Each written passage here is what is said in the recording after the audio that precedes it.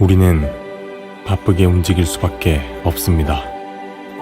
편히 쉴 수도, 잠을 잘 수도 없습니다. 그러나 내일을 함께 꿈꿀 수 있다는 사실 하나는 약속할 수 있습니다. 그래서 우리는 위로가 됩니다. 때론 용기가 되고, 때론 정의가 되기도 합니다. 오늘도 희망을 품고 나아갈 수 있도록 대한민국 국민 모두의 꿈을 지키는 우리는 당신의 벗입니다. 우리 공화당.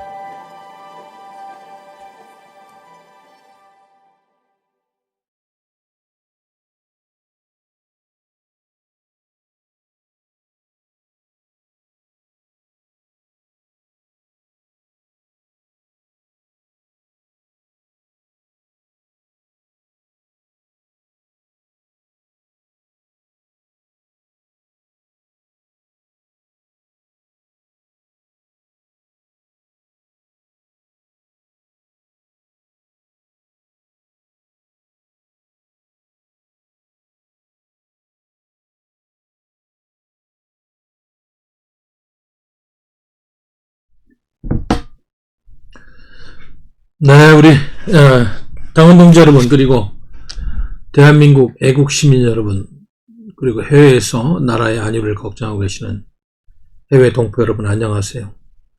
또 훌쩍 추석 연휴가 지나갔습니다. 연휴 기간에 대한민국은 코로나 정치 방역으로 고향에 가서 많은 가족들이 이렇게 모이고 이런 거는 원천적으로 차단이 됐습니다만은, 역설적으로 언론 기사들을 보면은 유원지는 오히려 꽉꽉 차가지고 호텔이라든지 콘도미니엄 이런 쪽은 관광객이 북적했다고 하니까, 이게 코로나 방역이 시골 고향에 가서 산천을 쳐다보면서 조용히 가족 단위로 생각하는 거하고 인파가 움직이는 유원지하고 어디가 더 안전한 것인지 그런 생각을 해봤어요. 또 광화문 광장은 이렇게 엄격하게 정치 방향을 하고 있습니다만은, 인근에 공원이라든지 이런 저쪽 소래포구 같은 허해안에 수도권 인구들이 많이 가는 이런 데는 사람이 북적했다고 하니까, 이 정권의 그 방역 수칙과 정치 방역 사이에 함수가 무엇인지 다시 한번 생각을 해보게 됩니다. 저도 대전에 가서 10월 3일 날 기자회견도 하고 서명대도 같이 하고 또 시민들 만나서 민심도 듣고 했습니다만은, 또 이 서울에서 친척도 만나보고 여러 가지 의견 청취됐습니다만은, 갈수록 점점 더 이 문재인 주사파 정권을 비판하는 강도와 목소리가 커지고 있다. 이거는 분명한 사실이에요. 해외에서는 이루 말할 수가 없고요.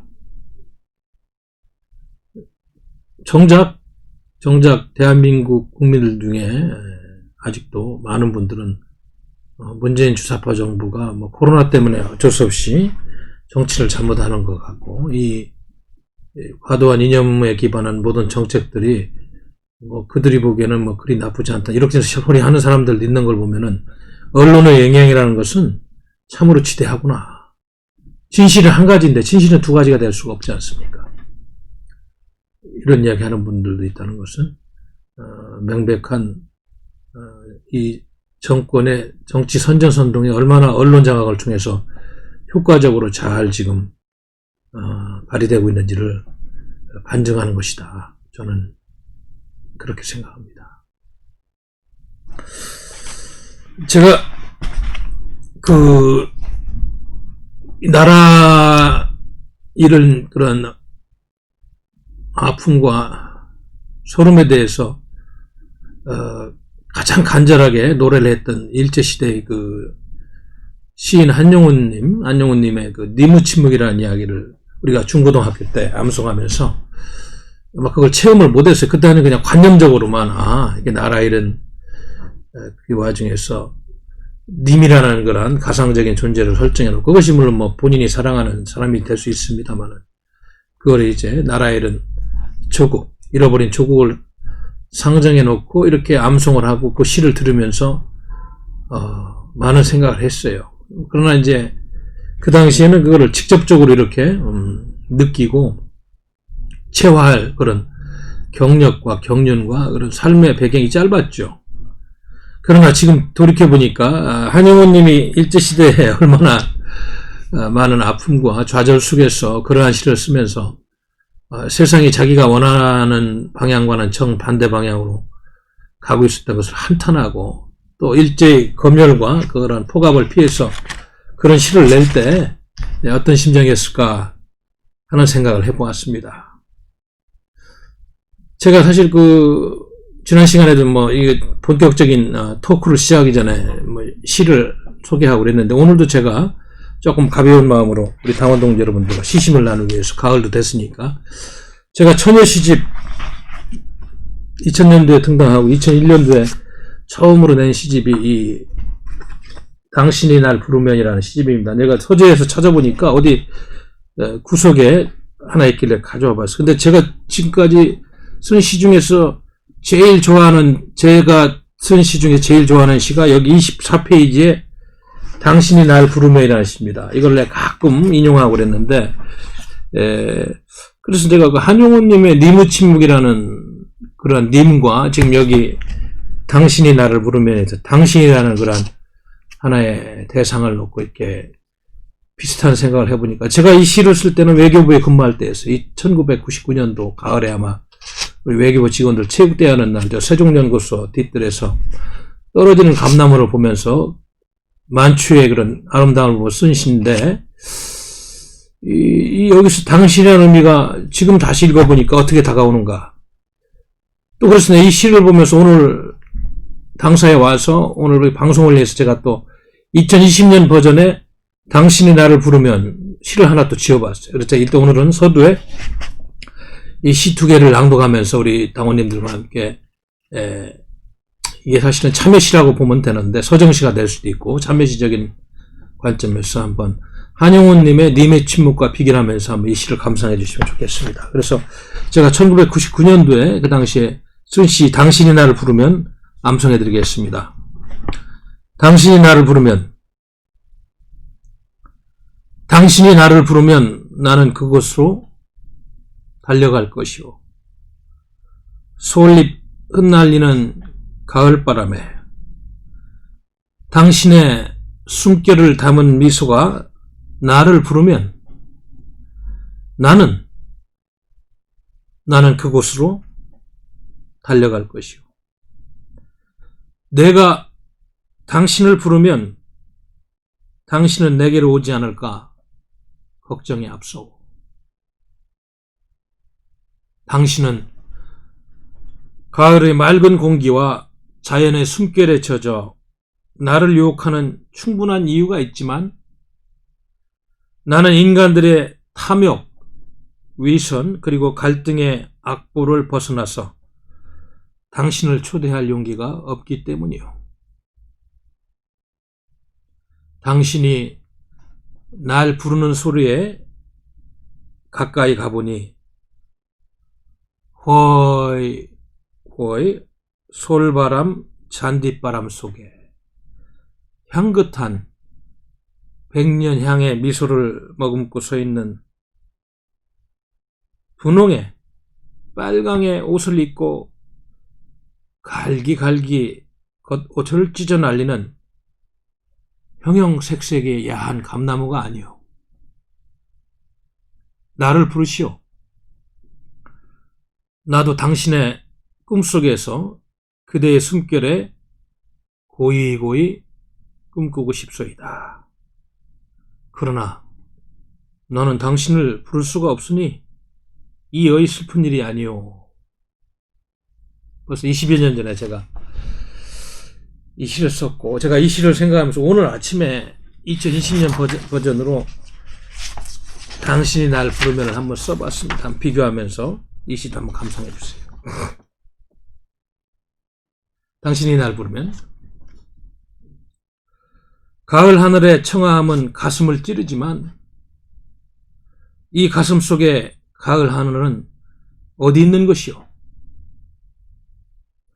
저 황금 들판의 참새 소리는 다 어디로 가고 백성들의 원망 소리만 가득히 찬 이 가을, 먼 옛적에 당신은 살도 찌고 그리도 예뻤는데 지금은 왜 이리 비틀어지고 그리 저 멀리서 서 있는 것이오. 내가 저 멀리서 그 비틀거리는 몸을 잡아주려 해도 내 몸도 비틀거려 그대를 잡을 수가 없으며 이 가을이 더 깊어가고 더 실하게 익어가서 빨간 감나무가 바람에 휘날리는 만추가 되기 전 당신을 끌어안는 힘이 내게 있어야 하건만 이 어찌하리요. 나에겐 그러한 힘이 없을까봐 잠자리도 설치니 혼돈의 일제시대에 백마 타고 오는 초인이 다시 저항정신으로 무장한 흰 옷을 입고 다시 환생하여 돌아와서 나의 몸을 일으키고 비틀거리고 있는 그대도 안아주면 형형색색 가을의 정치는 못 나누어도 하루하루 이 고통을 감내하는 마음의 짐이라도 이렇게 서로 나누어 주리다. 그 야한 감나무 잎들이 늦가을에 다 떨어지기 전에 만추가 지나고 세찬 삭풍이 오기 전에 당신을 모두가 다 어루만지며 그 상처난 온몸을 다 치유해야 하니 어서 오시오. 가뿐히 오시오. 아직은 그래도 황금들판이 남아있고 오곡백과가 익어가는 가을이 있으니 너무 수줍어 뒷걸음 치지 말고 얼른 내 곁으로 우리 곁으로 돌아오시오. 그래야 만 백성이 다 울며라도 칭송할 것이오. 우리 모두 상처 입은 맘이라도 달랠 건 아니겠소? 이게 제가 오늘 아침에 다시 쓴 시입니다. 여담으로 한 이야기입니다만은 비틀거리는 대한민국을 보면서 참여시 마음으로 이런 글을 썼으니까 도입 부분에 제가 좀 소개해드렸습니다. 본격적인 오늘 주제에 들어가기 전에 몇 가지 우리 당원 여러분들이 정책적인 측면에서 좀 알아야 될 거 토막토막 뉴스 좀 분석해드리고 그리고 오늘의 주제를 다루도록 하겠습니다. 지금 대한민국 경제가 너무나 비틀거리고 있지 않습니까? 지난 8월에 통계를 보니까 60세 미만의 진짜 일자리는 65만 개나 감소했다고 하니까 이거 취업난에 만성하는 이제 일상이 되었고 비경제활동 인구가 1999년 통계 작성 이후 8월 기준으로 최대를 기록했다. 그래서 비경제활동 인구 중에서 취업준비생 74만 명이 있는데도 그거 말고도 그냥 쉬었다는 20대가 43만 명이다. 1년 전 20대에 쉬었다는 25%보다 이렇게 많은 프로테지가 증가했다. 이런 말을 좀 하고 있어요. 그런데 지금 이 와중에 경제부총리는 한국 경제가 건실하다고 자화자찬하는 홍보 영상을 9개나 내보냈다니까. 코로나가 아니더라도 이 정부는 소득주도 경제성장론으로 이미 경제를 다 파탄낸 정권이었다. 이 점을 여러분들이 인지하고 좀 봐야 될 것 같습니다. 갑자기 또 재정준치안을 국회에서 통과시키겠다고 여러 가지 지금 여당이 군부를 떼고 있는데 이게 보니까 2025년부터 국가 채무 비율을 GDP 대비 60%대 이내로 관리하겠다 이랬는데 또 통합 재정 수지 비율을 마이너스 3% 이내로 관리하겠다. 근데 문제는 왜 문재인 정부에서 빚이 이렇게 기하급수적으로 증가하는데 이거는 포함시키지 않고 2025년부터 가겠다고 그러느냐. 응? 박근혜 정부 시절에 그 당시 민주당이 뭐라고 했어요? 국가 채무 비율 GDP 대비 40%도 안 된다고 했던 이 정권 아닙니까? 코로나 핑계로 이래저래 다 면책하고 면피하는 거예요.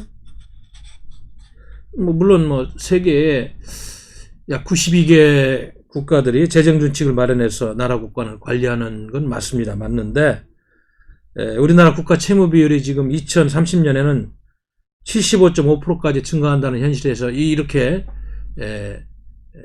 확실한 엄격한 적용 기준과 시행 방침이 없이 그냥 두리뭉실하게 시점도 2025년부터 이렇게 해놓은 것이 무슨 의미가 있는지, 여기에다가 공기업 부채까지 합하면 지금 국가 부채는 이런 말할 수 없는 거 아니에요. 선진국들은 공기업 부채는 내가 포함했어. 대충 발표한, 우리는 그건 빼고 GDP 대비 국가 부채만 이야기하니까 좀 허점이 있다. 그래서 5년마다 국회 동의가 없이도 시행령으로 이런 한도를 좀 바꿀 수 있는 이런 꼼수 규정도 두고 이런 걸 보면은 이 재정 준칙은 문재인 정부가 코로나를 핑계로 마구 퍼주는 이 포퓰리즘 재정 낭비에 대해서는 면죄부를 주고 앞으로 좀 이렇게 했으면 좋겠다. 그것도 좀 명확한 규정도 없이 조금 방만하게 이렇게 만든 것이 아닌가, 이런 비판을 받고 있다, 이렇게 보면 됩니다. 2030년도에 75.5%까지 부채가 늘어나는데 이런 예상인데 2025년부터는 GDP 대비 60% 이내로 한다고 그러니까 이게 무슨 재정 준칙이라고 하기보다는 아주 방만한 그런 재정 면제 준칙, 재정 면제보다 아마 이거 내 생각에는 이런 것들로 지금 내년에 다가오는 보궐선거하고 내후년에 대선에서 돈을 마음대로 쓰겠다고 이렇게 규정도 좀 애매하게 해놓고 말이죠. 경제 상황에 따라서 고무줄처럼 해석할 수 있는 이런 방향으로 지금 가고 있지 않느냐, 이런 생각이 드는 거예요. 여기 보니까 문재인 정부 출범 이후에 각종 현금 복지 선심 사업이 남발되고 국가 부채가 무려 220조 원이나 증가된 현실인데, 이미 국가 채무 비율은 마지노선이 그들이 주장한 40%를 넘었고, 아마 이 정부의 마지막 해인 2022년엔 50%도 초과될 전망인데, 지금 2025년에 60%를 넘지 않는다고 면피나 주는 이런 이야기를 하고 있는 게 안타깝다. 여기에다 보면 흑자를 내는 사회기금을 플러스해가지고 사실상 재정 적자 한도를 마이너스 3%에서 마이너스 5%까지 이렇게 늘린 것이다. 그래서 적자 폭을 늘릴 수 있는 예외 조항까지 두고 있는 걸 보면 꼼수가 있다는 것을 알 수 있습니다. 또 경제위기 때는 준칙을 아예 적용하지 않겠다는 포석은 경제위기가 수시로 오는데 이게 지키겠어요? 애매모호하고 추상적이고 포괄적인 개념이다, 이런 말씀 드리고, 이 정부의 소득주도 성장령이라든지 반시장 정책의 노선이 안 바뀌고 또 지금처럼 한국 경제의 발목을 잡은 저출산 고령화가 계속된다면 우리의 경제 침체는 일상화되는 그런 수준이다, 이렇게 보면 됩니다. 그래서 이런 부분들 우리 다운 여러분들 또 애국시민 여러분들이 알고 좀 행간의 뜻을 읽는 것이 좋겠다, 이런 말씀을 드리고요. 아이고 요즘 이런저런 언론 보면 평화체제, 한반도 평화론 그냥 이 주사파 정부의 단골 메뉴예요. 지난번에 이모씨 해양수산부 공무원 사살되고 이렇게 화장됐는데도 종전선언 탄핵하면서 평화체제를 이야기하고 있는데, 이것도 우리가 잘 알아야 돼요. 이건 허구의 논리입니다. 한반도 주변에 현실성이 반영이 안 됐다. 북한의 잔인한 독재성과 동북아시아의 미중의 패권 대결 구도가 반영이 안 된 그냥 아주 이상적이고 이념적인 그런 논리다. 그래서 지금 많은 학자들과 또 한반도 전문가들은 이제 한반도 주변 정세는 이런 이상적인 아이디어 전환보다는 냉전 체제라도 잘 관리해서 미중 간의 이런 패권 구도 속에서 대한민국의 이익을 지키는 것이 더 소중하다는 그런 평가가 저는 옳다고 봅니다. 북한이 어떤 나라예요? 남한은 생지옥이고 북한 체제가 천국이라고 아직도 선전하고 있는 나라인데 그런 체제하고 무슨 평화 체제를 구축합니까? 그래서 북한은 지금 코로나로 엄청난 경제적인 어려움을 겪고 있다는 내외의 소식을 듣고 있습니다. 그거보다도 김정은이는 남한의 자유체제가 북한에 유입되는 것을 좀 무서워하는데 무슨 평화체제를 같이 만든다는 거예요. 앞뒤가 맞지 않고 자꾸 말장난하는 게 도가 좀 지나치다. 그래서 남한의 우리 대한민국의 국민들이 북한 국민들하고 접촉하는 걸 최소한으로 줄이려고 이산가족 상봉행사 이런 것도 뭐 한두 번 정치행사다 끝나고 막 돈이나 얻으려고 몇 번 하다 말고 이런 거는 바로 북한이 지금 겪고 있는 코로나 사태보다 자유사상을 가지고 있는 대한민국 국민들을 접촉하는 것을 무서워하는 북한하고 평화체제를 어떻게 수립한다는 것인지 이게 참 본말의 전두단 얘기다. 그래서 제 생각에는 남북 간의 적대감을 이용해서 권력을 유지하고 있는 김정일 전체주의 가부장적 체제와 평화체제를 논의하고 있는 이러한 주사파 정권의 말장난은 현실성이 없다는 말씀을 드리겠습니다. 그래서 지금 북한은 먹고 사는 문제가 전혀 해결되지 않고 거꾸로 가고 있습니다만 핵을 가지고 고도의 군비태세를 유지해 긴장감으로 북한 주민을 총재하는 체제인데 남북 왕래를 통한 평화체제가 되지도 않는다는 걸 알면서도 정치적인 그런 선전용어를 계속 쓰고 있는 대한민국 정부의 그 안타까움을 보는 거예요.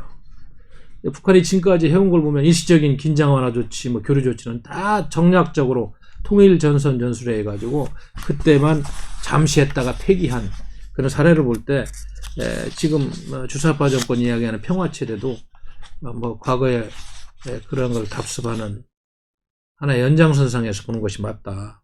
저는 그렇게 생각합니다.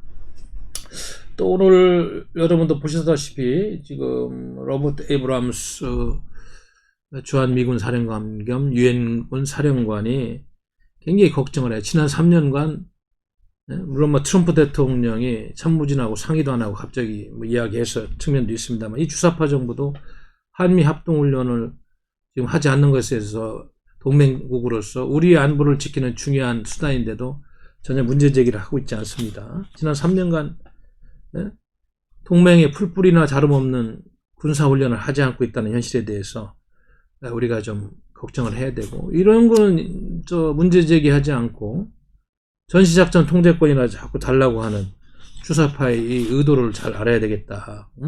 그래서 자꾸 그 핵심 참모들의 망언들이 나오면서 현실과는 동떨어진 이야기를 하면서 이상한 흐름들이 만들어지고 있다. 이렇게 우리가 이야기를 해야 됩니다. 저는 그래서 뭐 외교안보 전문가로서 그동안에 문재인 정권의 주변에서 자꾸 그 이상한 평화체제로 남북협력론을 이야기하면서 근거 없는 소리를 하는 그런 분들을 많이 비판해요. 강경화 외교부 장관, 이수혁 주미대사, 문정일 외교안보 특보, 송영길 통일외교위원장, 정세현 민주평통 수석부의장 등등 참으로 제 입장에서는 좀 받아들이기 어려운 비현실적인 이야기들을 많이 하고 있다. 그래서 우리가 이런 면도 한미동맹 체제가 이렇게 심각하게 무너지고 있다는 현실을 좀 알아야 됩니다. 그뿐입니까? 지금 한 언론에 제가 사설을 보니까 추미애 씨가 자기 아들 서씨 문제 가지고 무려 27번 거짓말을 했다고 그래요. 그래서 검찰이 공개한 추미애 씨 보좌관하고 추 장관 사이에 그 메시지를 보고도 뭐 지시가 아니라고 할 정도니까 또 두 차례 그 서씨가 병가가 끝나기 직전마다 추 장관이 보좌관에게 이렇게 연장을 지시한 것도 다 알려졌고 또 그 보좌관은 추미애 씨한테 일 처리 결과를 다 보고한 그런 기록들이 있는데도 자꾸 거짓말을 하고 있는 현실. 그래서 국회 속기록을 어떤 기자가 뒤져서 추적해 보니까 아들 문제에 관련해 가지고 9월 한 달 동안 27차례를 거짓말을 했다. 이거는 국회에서 거짓말하면 국민을 향한 거짓말이에요. 그런 분이 국무위원으로 대한민국 법체계를 총괄하고 있다는 게 참 난센스 중에 난센스다. 이건 뭐 이 정권의 도덕성과 윤리의식이 어디가 있는 것이냐. 응? 참 우리 국민 여러분 어떻게 생각하세요? 우리 당원 동지 여러분. 결국은 추미애 씨가 이 정권이 지금 저지른 비리 수사를 덮는 최대의 공로자가 되어서 굳건하게 지키고 있다 보니까 전부 이렇게 일사불란하게 이 추미애 장관 지켜주려고 이러는 거 아니겠어요? 스스로 자진 사퇴해야지 맞는데 그러지 않는 그 사람도 참 그렇고 이 정권이 도대체 도덕성이 언제까지 추락할 것인지 아이고 참 걱정이다 이런 말씀을 드리겠어요. 검찰은 또 어때요? 예?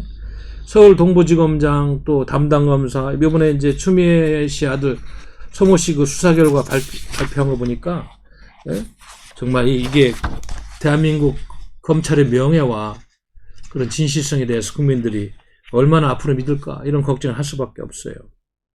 그래서 추미애 씨가 법무장관이 된 이후에는 살아있는 권력에 대한 수사는 뭐 거의 지금 없는 걸로 알고 있습니다. 여러분들 알다시피 울산시장 부정선거 의혹, 라임 자산 운용 사태, 옵티머스 펀드 사기 사건 등 뭐 경제사범 수준을 축소시키고 권력형 비리와는 관련이 없는 것처럼 은폐하고 있는 언젠가는 이거 다 국정조사로 또 특별검사로 다 이 문제 가지고 다 파헤쳐서 명명백백하게 역사와 국민 앞에 진실을 드러날 일이 있을 것이다. 이 말씀을 드리는 것입니다. 오늘 어제부터 화제가 되고 있는 이야기는 뭐가 있어요? 이번에 북한군에 의해서 총살당하고 화장당한 이모 씨의 아들, 고등학교 2학년이라고 그럽니다. 아들이 문재인 씨한테 편지를 썼다고 그래요. 근데 참, 고등학교 2학년입니다만은 나는 참 엄청난 이야기를 했다는 생각이 들어요. 그래서 대한민국은 아빠의 생명을 구하기 위해서 어떤 노력을 했습니까? 야, 이거 엄청난 이야기 같아요. 그 말 한마디에 다 이 정권의 본질이 지금 드러나 있는 거 아니에요? 좀, 여러 가지 내용이 있습니다만은, 신문에 이렇게 소개된 걸 보니까, 8살 난 어린 동생과 엄마는 고통 속에 살고 있다. 그리고 표창장도 이렇게 공개하고. 이 정권의 못된 세력은 이걸 월북으로 자꾸 선동 언론과 몰고 가는데 이런 폐륜 행위를 저지르면 안 됩니다. 어디를 보아서 그분이 월북할 만한 그런 환경이 있나요? 그래서 일부, 이 정권을 지지하는 잘못된 세력들이 월북자를 왜 구하느냐, 이런 구호를 가지고 있다는데 참 큰일 날 일이다. 응? 그래서 아픈 상처에다 소금까지 뿌리는 듯한 이러한 글들은 좀 삼가해야 되겠다. 예? 이게 참, 대한민국의 국가의 중추적인 기관들, 이 사건과 관련 있는 부처들이 그러한 주사파의 선전선동론에 연일 말이죠. 부합하면서 월북으로 몰고 가려는 이런 흐름을 만드는 것도 참 폐륜 중에 이런 폐륜은 없습니다. 여러분들 국민 세금 가지고 그런 장난하면 안 돼요. 에? 무슨 실종된 사건, 실종된 분 시신 수습한다고 연일 NLL 북쪽은 수색도 못하고 남쪽에서만 수색, 밤에는 조명탄도 못 켜고 한다는데 뭐 하는 건지 모르겠어요. 생쇼하는 겁니까 지금? 왜 이런 쇼하면서 국민들 다시 농락하지 마세요. 그래서 저는 그 가족분들이 결국은 이 문제를 우리 정부가 이렇게 대처를 못하고 대통령도 본질에 비껴나간 답변을 하고 그러니까 유엔에다 이 문제를 제소해서 조사해달라고 했다는 건 참 잘한 일이다. 응? 이거 미국도 과거에 오토 원비어 사건 여러분들이 어떻게 처리했는지 잘 알고 있잖아요. 북한에서 누구야 김일성 부자 사진 그거 조금 부적절하게 취급했다는 거 말이죠. 구금시키고 있다가 나중에 풀어줬는데 집에 와서 하도 고문을 받아서 죽었는데 결국은 북한 정권을 상대로 약 5천억 원 정도의 배상을 하라고 미 연방법원이 판결을 내려서 지금 북한의 해외 자산들을 다 동원시키고 환수하는 조치를 하고 있잖아요. 이 사건도 저는 적지 않은 그렇게 갈 수가 있다. 유엔에서 나서면은.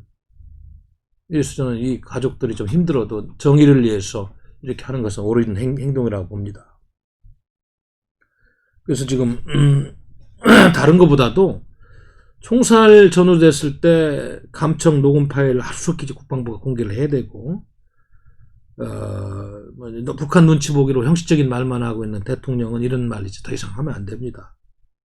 그래서 반드시 진상규명과 책임자 처벌을 하라고 북한 김정은에게 공식적으로 통과해야 되고 국회는 국정조사나 특별검사까지 도입해서 대한민국이라는 국가가 국민을 위한 국가가 맞는지 안 맞는지 검증을 하고 안 맞으면 이 정권을 빨리 퇴출시키는 것이 정답이다. 그런 말씀을 드리고 싶어요. 이렇게 지금 현안들이 굉장히 지금 많이 우리 주변에 지금 오가고 있습니다. 또 하도 많은 현안들이 있습니다. 아마 중요한 것만 몇 가지 소개를 하고 있어요. 지난주도 기업규제 3법 문제 가지고, 이거는 지금 기업들 일자리 만들고 경제 활성화하는 데도 시기상조라 또 악법 조항을 들면서 좀 규탄을 했는데, 아무튼 기업규제 3법을 반드시 처리하겠다는 여권의 그런 자세는 변하지 않고 있습니다만은, 그러면은 노동관계법도 같이 처리를 하자. 경영주들만 고통스럽게 하지 말고 노동개혁도 같이 하면서 좀 맞물려 가자. 이런 의견이 지금 국민의힘 김종인 비대위원장의 말로서 시작됐는데, 사실 이거는 십수년 전부터 대한민국 노동시장 개혁은 대한민국 경제 체질 개선을 위해서 반드시 해야 되는 걸로 이렇게 토론되어 왔는데, 지금 민주당이 많이 반대해서 못 해왔죠. 지금은 저렇게 200석 가까운 좌파 세력이 국회에 있는데 더 어려운 상황이 아니겠습니까? 그래서 보면 채용과 해고의 경직성 문제, 능력과 무관한 연공서열적인 임금체계, 대기업 노조 위주의 노사관계, 이런 것들이 개혁이 안 되면 대한민국의 좋은 기업 환경이 안 만들어져서 좋은 자본들이 들어오기 어렵습니다. 이거는 십수년 전부터 이야기됐던 얘기고, 통계에 우리나라 노사관계는 지금 건강성 측면에서 141개국 중 130번째다. 임금의 유연성 문제는 84번째. 그러나 세계 11대 경제대국인데도 고용 관련 제도는 전혀 이 몸집에 맞지가 않다. 그래서 지금 디지털 혁명 4차 산업시대를 위해서 지금이라도 당장이라도 빨리 시행하는 것이 맞다. 이런데도 이거를 지금 노동자와 농민을 이해한다고 발목을 잡고 있는 이런 민주당이라는 걸 알아야 됩니다.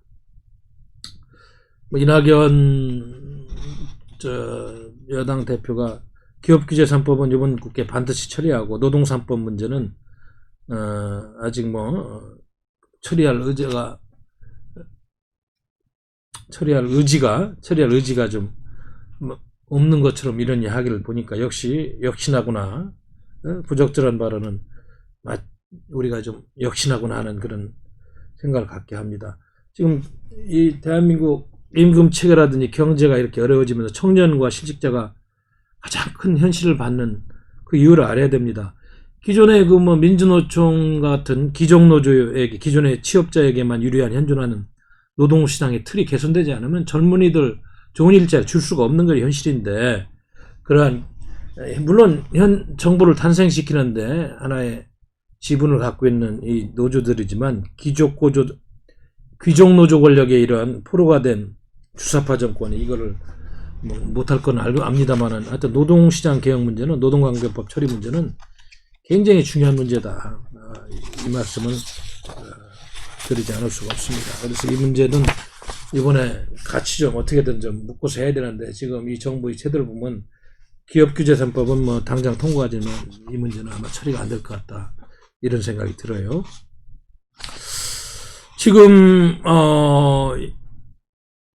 아까도 말씀드렸습니다만, 이모 씨 피살 사건 관련해 가지고 이 정부가 저렇게 물타기를 하니까 이제는 반기문 전 유엔 사무총장이 나서서 이 문제를 국제화 시키는데, 유엔의 인권 조사관 토마스 오헤아 칸타나 유엔 북한 인권 특별 보고관에게 진상을 촉구하는 서한을 가족들에게 발송하게 이렇게 좀 도와줬다는 얘기를 들었습니다. 이 얘기는 뭐냐면, 국제사회에서 이제 본격적으로 대북 압박이 시작되고 문재인 정부도 코너에 몰릴 수 있는 엄청난 이슈다, 저는 그렇게 생각합니다. 왜 우리 정부가 이렇게 소극적으로 대응하고 회피하는가? 김정은 정권 심기어 경호하고 친북 논리로 정치를 하는 그런 민낯이 그대로 드러나는 대목이 아닌가. 그래서 이 사건이 아까도 소개한 제2의 오토 원비어 사건으로 확대될 수 있는 여러 가지 조건이 다 구비되어 있는 엄청난 폭발성이 있는 그런 사건이다. 저는 그렇게 말씀을 드려요. 이제 이 사건이 유엔에 접수가 되면은 직접 방문 조사도 하고 보고서도 만들고 국제사회에서 큰 여론을 만들고, 우리 정부도 공식적으로 갖고 있는 자료를 다 줘야만 하는, 이런, 주지 않으면 안 되는 이런 상황이 올 것 같습니다. 그래서 알다시피 아까도 소개했습니다만은 미국의 연방법원이 워터 원비어 가족에게 북한이 5,820억 원을 배상하라는 판결을 냈고, 또 올해도 아마 제 기억 지난 7월인가요? 국군 프로 2명이 김정은 정권을 상대로 제기한 손해배상 청구 소송에서 북한이 각 2,100만 원씩 배상하라고 하네요. 아주 뭐 액수는 적습니다만 그런 사례도 있습니다. 그래서 저는 이 사건은 오토 원비어 사건 같은 그런 파장으로 국제사회에 계속적인 보도거리가 될 것이다, 이런 판단을 해보고, 또 가족들이 국방부를 상대로 정부 공개 행정소송도 지금 하고 있다는 이야기도 듣고 있어요. 특히나 지난달 22일 사건이 발생될 때 오후 3시 반부터 10시 51분까지 군이 북한군 교신을 감청한 녹음 파일과 그날 또한 오후 10시 11분부터 40분간 이 씨의 시신을 훼손하는 그런 정황이 포착된 영상 파일의 정보 공개를 이미 청구했다고 하는데, 이거는 그 가족들뿐만 아니라 우리 국민들의 알 권리 차원에서 공개를 해야 되는 거예요. 왜 이런 걸 숨기고 형식적으로 말이야, 시신 수습한다고 쇼나하고 말이죠. 김정은 비위나 맞추고 뭐들 하는 거예요 지금. 감청 내용 지난번에 일부 소개됐잖아요. 뭐 유륜과 뭐 기름 발라서 태우라고 했다는 거. 그럼 끝난 거지. 뭘 수색을 하고 그래요? 없어진 시신을. 그런 장난들 치면 안 된다고 그렇게 얘기해도 결국은 이제 이 문제가 유엔까지 가면은 다 조사돼서 밝게 돼. 그때도 또 생트집 잡고 아니라고 할 거예요. 도대체 양심과 정의가 어디 있는 거예요? 정말 방송하다 보니까 또 화가 납니다. 하도 엉뚱한 일들이 많이 진행되니까 이건 상식을 벗어나는, 왜 스트레스를 안 받을 수가 없어요. 이 방송한 기록들이 나중에 다 남을 텐데 제발 역사의 자료로 남아서 저와 같은 지식인이 왜 이렇게 화나고 이런 방송을 했는지 좀 증거 자료로 남았으면 좋겠어요. 아니, 한두 가지가 아닙니다. 뭐 어제부터 또 듣기로는 미국 폼페이오 국무장관이 도쿄에서 쿼드 회의를 하고 있다고 호주, 인도, 일본, 미국 4개국 외무장관이 하고 있는데, 그거 끝나고 사실은 오늘 한국에 와 있어야 되는데 서울에 취소하고 안 온다고 그러잖아요.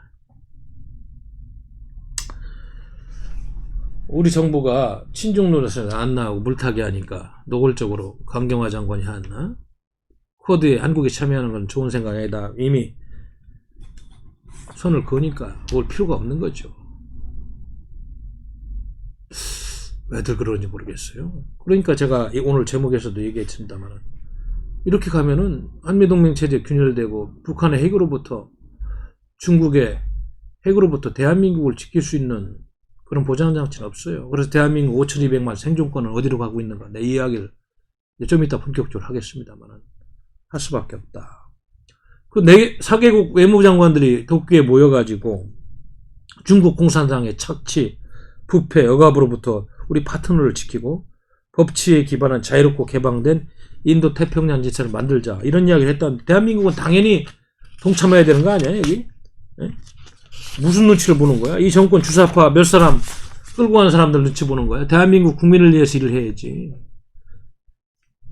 참 민주주의가 장점도 많습니다만 잘못된 정부와 오판으로 선거로 당선을 시켜주니까 몇 사람에서 이렇게 국가를 파괴 수준을 끌고 가도 제어 장치가 없다는 것이 안타깝다. 참, 이래서 한국 패싱이 외교가에서 지금 본격적으로 거론되고, 지난번에 괌에서 열린 한미일 국방장관 회담 때도 코로나 핑계로 안 가더니 이번에 강경호 장관, 폼페이오 장관이 여기 서울에 안 온다고 그러면 일부러라도 도쿄에 가서 폼페이오 만나서 외교를 해야 되는데, 또 외교부 장관인지, 그래서 뭐 시중에는 이게 대한민국 외교부가 통역분이 무슨 여행사 비행기 표나 끊어주고 말이죠. 의전이라는 외교부 장관을 여행사 대표라고 폄하하는 말이죠. 오늘 아침에도 한 유튜브가 그런 얘기 하대요. 이 정권을 뒷받치고 있는 그 사상성이 주사파로 가장 강한 성골, 그 다음에 진골, 그 다음에 잡골이라는데, 강경화 씨는 잡골의 주변인이다 보니까 무슨 중요한 회의 때마다 빠지고, 참석도 못하고 패싱되고 말이죠. 강경화 패싱 얘기를 하고 있는 거예요. 그래서 외교안보 장관 회동을 그 중요한 문제들이 있을 때마다 외교부 장관을 불러서 해야 되는데 한미 한일 동맹 아시아 외교 문제가 얼마나 중요해. 그걸 빼고 그냥 주사파 몇 사람이 비서실장하고 뭐 이인영이 뭐 저 서훈이 이런 사람들만 한다니까 이 정부가 정상이 아니라는 게 여기서도 또 보이고 있다. 주사파의 심부름꾼 역할밖에 못하는 외교부 그 자존심 누가 어떻게 회복해 줄 겁니까? 응? 그러니까 뭐 이렇게 우스운 상대로 전략이었으니까 핵심적인 주사파의 핵심적인 사람들이 모일 때 부르지도 않고 몇 사람에서 하고 통보하고 시키는 대로 하라고 하고 이런 현상이 있는 게 아닌가? 뭐 저는 그런 생각이 듭니다. 참 큰일 났다는 생각이 들어요. 자, 그래서 오늘 제가 이제 이 주제로 5,200만 대한민국 국민의 생명이 북한 독재 정권의 인질이 돼서는 안 된다는 이야기를 할 수밖에 없는 게 지금 한반도 주변에 중국과 미국의 그 대결구들은 이미 우리가 상상하는 것 이상으로 이제 레드나일은 이미 넘고 있다. 서로 그렇게 좀 평가를 하고 있는 것 같아요. 동아일보에서 어제 뭐 잠깐 보도한 걸 기사를 봤어요. 지금 뉴욕타임즈에서 보도된 기사를 어떻게 보도하고 있냐면 최근 중국은 미국과 대만의 관계가 급속도로 가까워지자 필요하다면 전쟁까지 불사하겠다는 그런 메시지를 보내고 있다. 그래서 이제 여기 한구15 중국 공산당 뭐 관영 매체인데 한구15 등 중국 유령 매체들이 미국 대만과 관계계에서는 중국에 대한 도전이라며 비난하는 기사를 폭발적으로 쏟아내고 있고 한구15는 또 미국은 대만을 지원하는 불장난을 멈추라. 차잉원 대만 총통이 중국에 계속 반기를 든다면 매우 위험한 상황에 빠지게 될 것이다. 등등등등. 이래서 군사행동까지 불사하겠다는 그러한 중국의 공산당의 메시지가 나오고 뉴욕타임스 기사를 제가 좀 찾아봤습니다. 어떤 내용이 있는가 그래서 봤더니 여기 뭐 스티븐 리 마이어스 씨가 이제 뉴욕타임스 기자가 쓴 글인데 지금 중국 공산당이 미국이 대만에 최첨단 무기도 많이 팔고 고위 당국자들이 대만을 방문해서 중국을 견제하려고 하다 보니까 전쟁도 불사하겠다. 응? 하나의 중국 원칙을 훼손하지 말라는 강력한 메시지를 지금 보내고 있는 것입니다. 그래서 여기 여러 가지 이야기가 있습니다만은 아무튼 지금 중국 공산당이 미국과 대만의 밀착 외교에 대해서는 거의 뭐 전쟁 불사로까지 얘기하면서 이렇게 미국으로 하여금 좀 자제 좀 해달라는 메시지를 연일 내고 있다. 뉴욕타임스 기사에 굉장히 많은 기사가 분석이 되어 있습니다만 일단 이 정도로 소개를 하고 한반도 문제에 좀 집중해서 좀 말씀을 올릴게요. 뭐 대만도 지금 뭐 일촉즉발입니다만은 지난 10월 1일 날 미국의 유명한 싱크탱크 The Atlantic Council에서 중요한 보고서를 하나 냈습니다. 그래서 영어로 보니까 이게 보고서는 영문 보고서는 뭐라고 되냐면 옥토버 서프라이즈 10월에 깜짝 쇼가 뭐냐에 대해서 이제 10월 1일자로 이렇게 분석을 해놨어요. 해놨는데 근데 결론은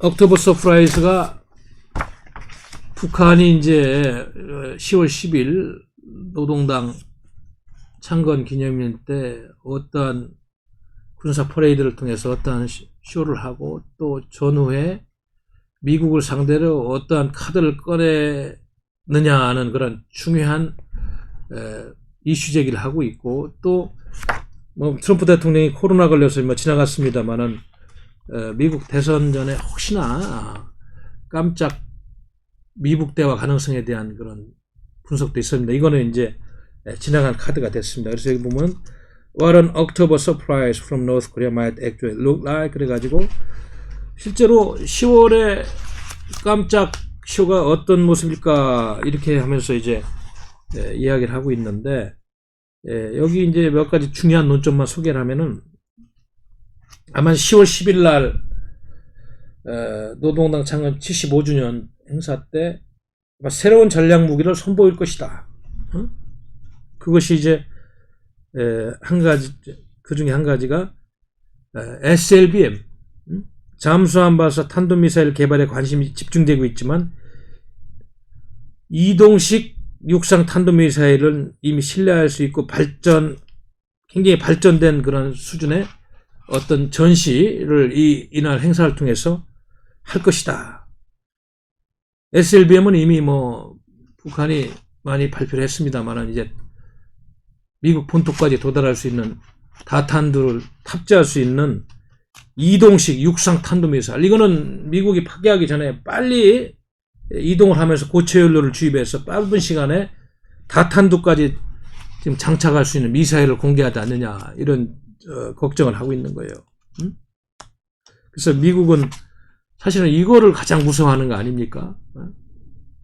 미국 요격이 불가능한 잠수함 발사 탄도미사일이라든지 불가능한 건 아닙니다. 어렵습니다. 바닷속을 잠수함이 가다가 특정 지역에서 미국 본토를 향해 쏘면 쉽지가 않죠. 아니면 지금도 말씀드렸습니다만 미국이 그 발사 시설을 파괴하기도 전에 육상에서 말이죠. 이동식 발사대 또 고체 연료 주입 시간이 매우 적은 고체 연료를 사용해 가지고 미국 그 본토까지 날아가는 ICBM 지난번에 화성 14, 15 이야기했습니다만은 다탄두를 장착해 가지고 미국으로 쐈을 때 미국은 과연 여기 주한미군 카드를 어떻게 앞으로 활용하고 북한과 협상에 임할까 이런 걱정을 하고 있는 거예요. 그래서 지금 사실 문재인 주사파 정권이 종전선언은 그런 이야기 할 때는 아닙니다. 지금 이렇게까지 북한이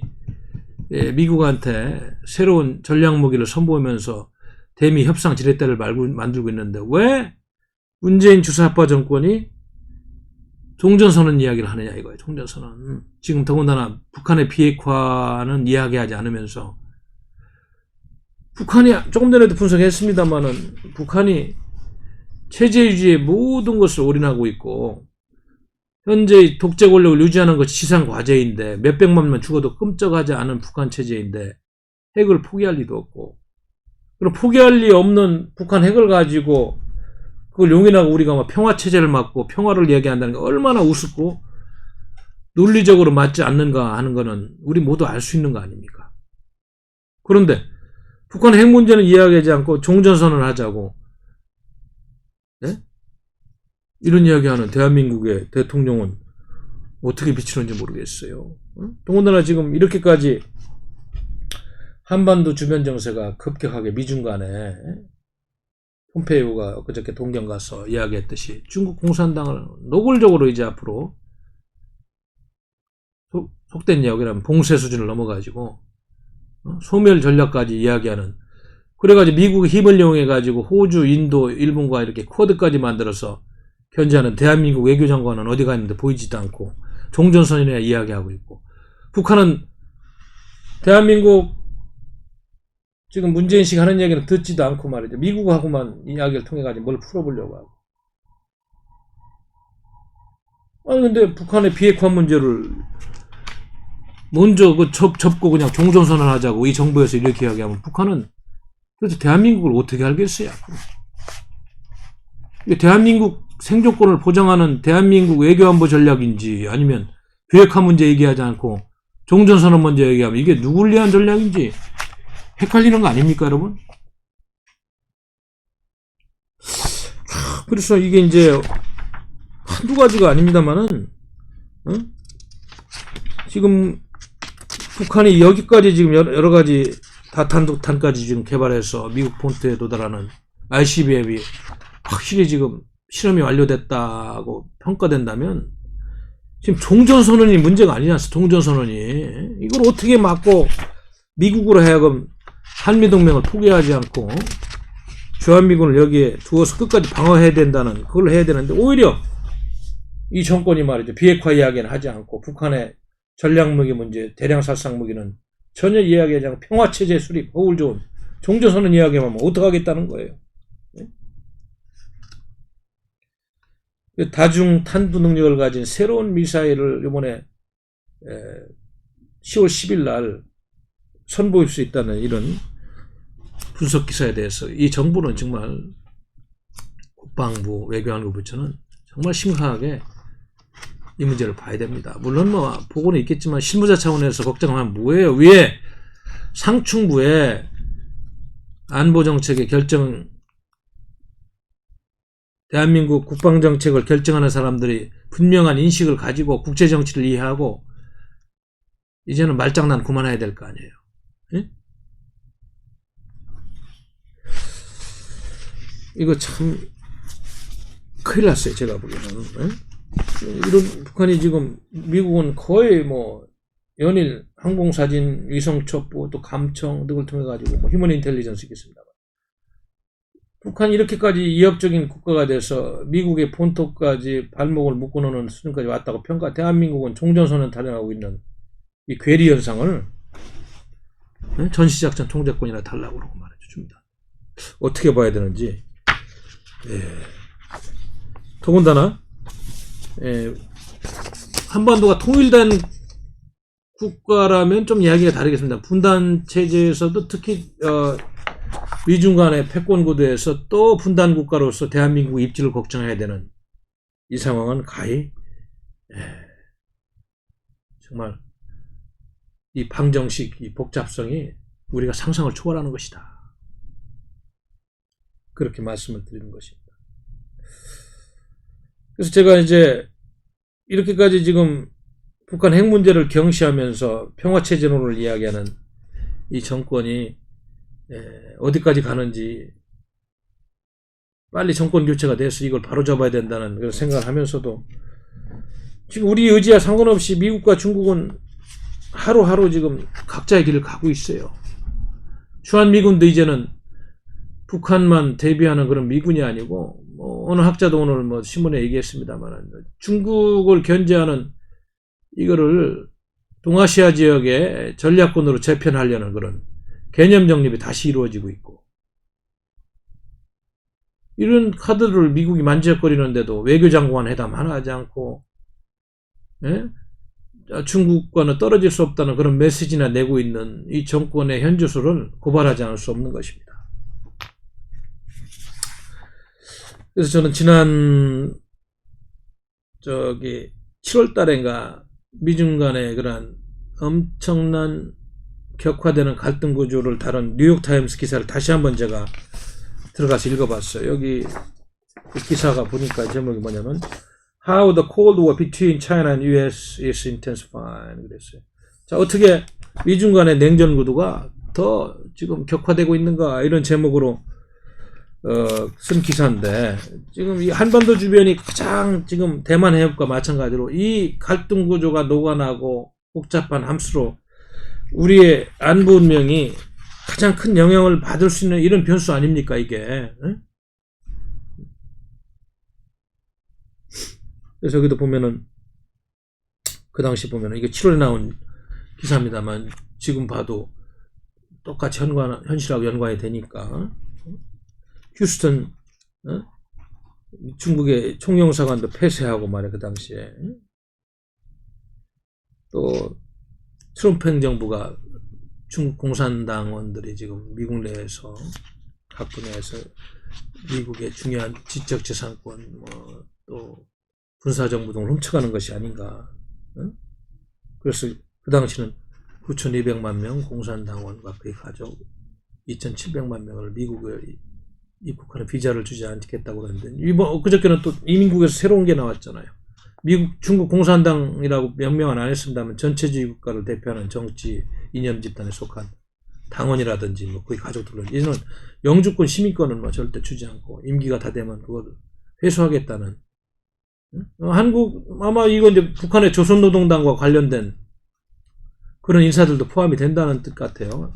정확한 문구는 내가 안 읽어봤습니다만. 그러면 주사파라든지 과거에 학생운동 한다고 북한 노동당에 가입됐던 이런 사람들도 결국엔 다 추적이 돼서 이제 미국 갈 수도 없고 가족들도 추방당하는 그런 세상이 지금 오고 있는 것 같아요. 이게 이제 하도 알려지다 보니까.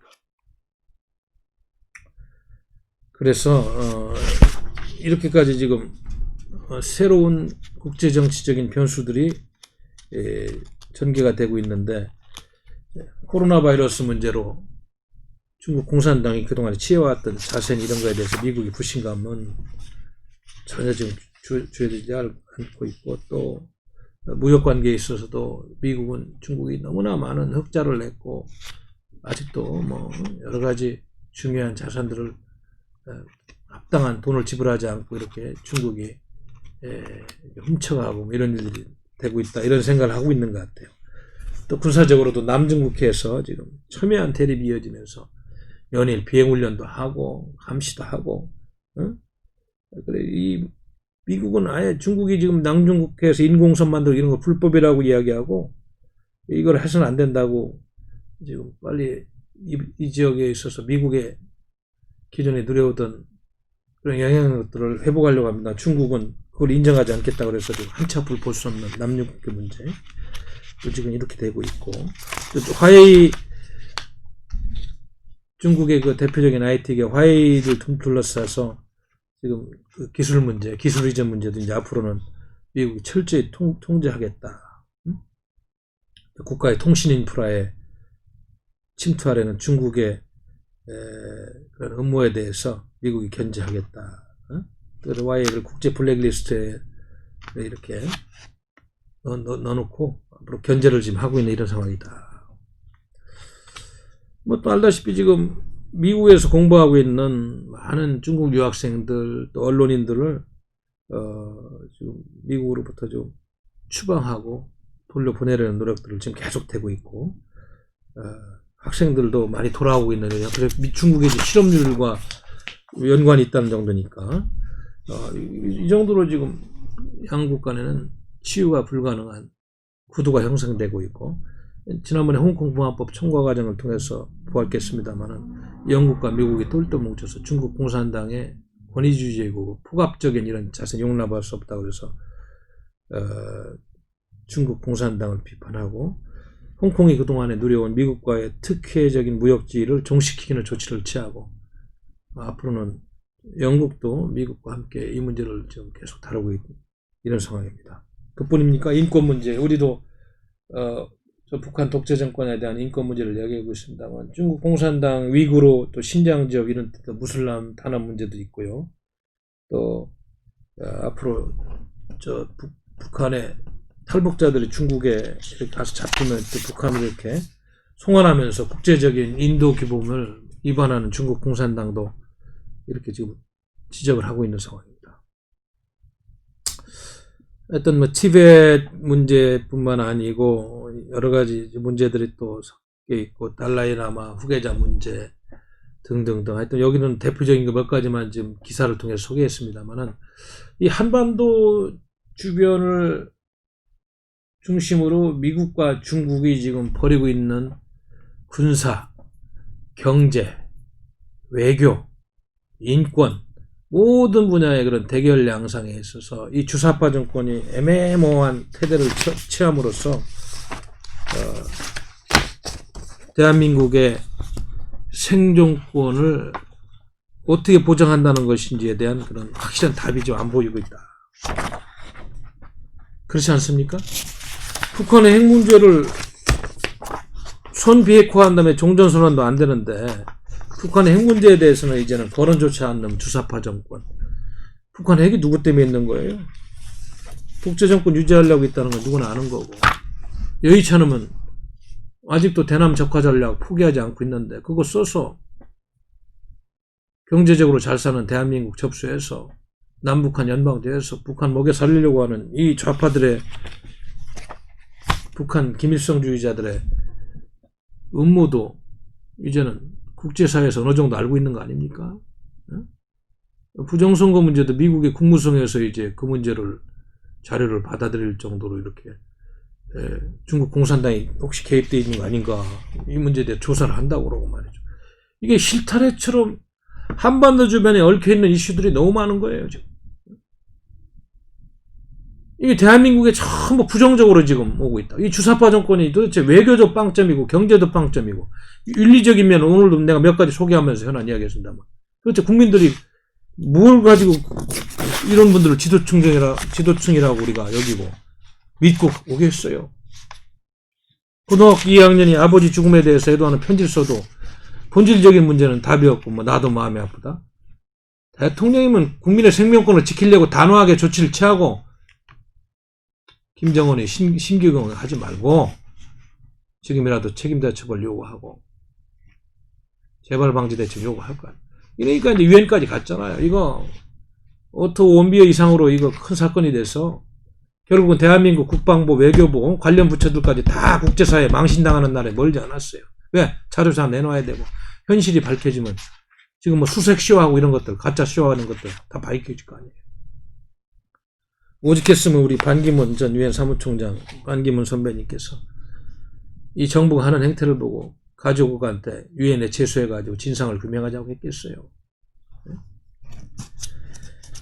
참, 그래서 추석 전에도 우리가 참 걱정을 했습니다. 추석 이후에는 더 검고 더 나빠지고 있는 그런 대한민국 주변 환경을 오늘도 좀 분석해 봤어요.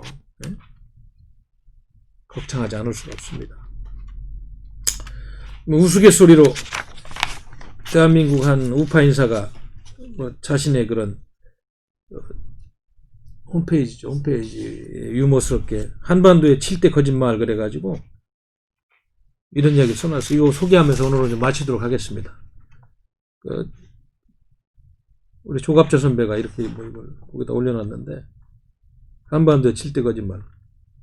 이 정권 이야기는 사람이 먼저다는 김정은이 먼저다, 이렇게 봐야 되고, 더불어민주당은 나홀로 민주당이다.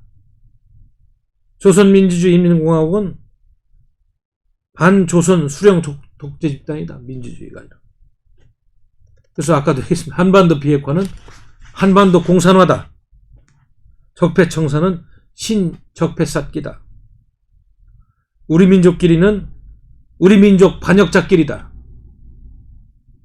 민족 경제의 균형 발전에 의한 공동 번영은 수탈 경제의 균형 발전에 의한 공동 파멸이다.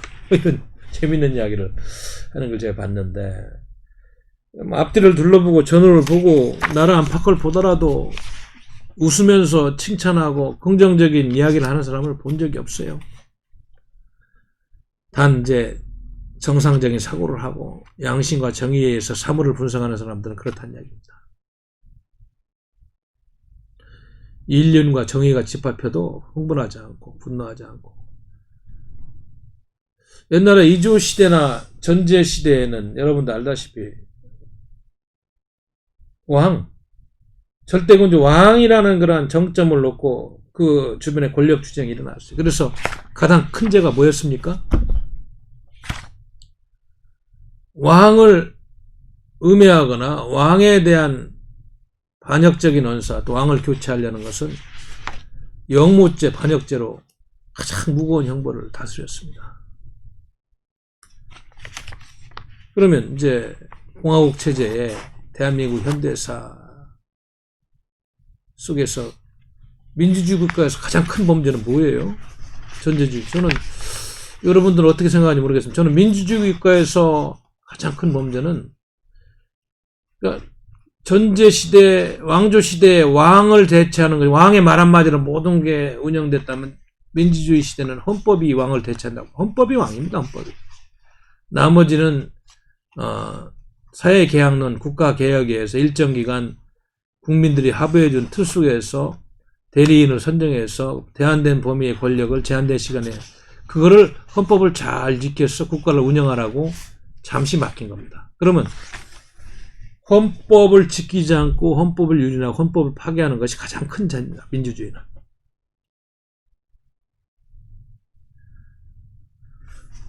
그것을 잘 분석하지 못하고 그것이 무엇인지 모르는 국민이라면 국민으로서 앞으로 합당한 권리를 누릴 자격도 없는 겁니다.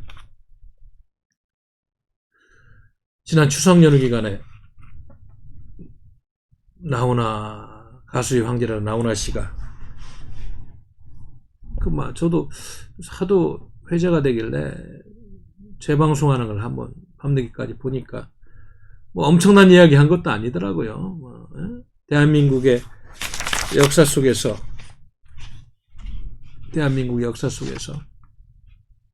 왕이나 대통령이 목숨 걸고 나라를 지킨 일이 없다 이야기 한번 하는 거 들었어요. 그거는 제가 지난번 최고위원회 발언을 통해서 이야기했듯이 저는 정치학자로서 그 부분은 물론 나훈아 선배께서 애국 충정에서 한 말씀입니다만은 그러나 저는 이제 왜 우리 이승만 건국 대통령 같은 분은 정말로 목숨 걸고 좌파들을 투쟁해서 건국을 했었고 박정희 구국강병 대통령은 목숨 걸고 혁명을 해서 짧은 시간에 대한민국 경제 신화를 이룬 것, 이 부분에 대한 견해는 좀 다르다는 말씀 드렸습니다만 KBS가 국민방송으로 거듭날 것이다. 너무나도 당연하고 지극한 이야기인데 그 이야기가 추석 내내 회자되는 걸 보니까 얼마나 이 대한민국의 정치가 썩었고 제도권 정치가 실종되고 지도체에 대한 불신이 팽배하고 있는지 충분히 알 수 있었습니다.